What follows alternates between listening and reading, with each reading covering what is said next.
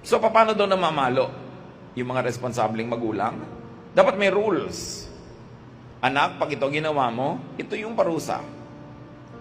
Pag ganitong level yung ginawa mo, ito yung level ng parusa. Hanggang makarating ka sa, pwede mo nang grounded ka, mawawalan ka muna ng ganito, ng privilege manood ng TV, o kaya ay mawawalan ka ng dessert, o kaya mababawasan ng baon mo, hanggang dumating yung time na, o kailangan ikaw ang maghugas sa mga plato dito, hanggang may palo na pag malala.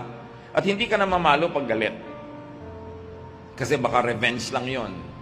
At pag ang tao, ang magulang na mamalo pag galit, ang tendency, lumampas yung palo doon sa crime. Kasi ang gusto mo na makaganti. So, kailangan magpahupa ka muna ng galit mo. At pag hupa na yung galit mo na halos ayaw mo nang mamalo, doon ka ngayon mamamalo. Ginagawa mo talaga dahil hinihingi ng pagkakataon at sabi sa Bible, spare the rod and spoil the child. So sabi mo, anak, papaluin kita dahil alam mo yung crime mo, ha? Alam mo. So, itong palo sa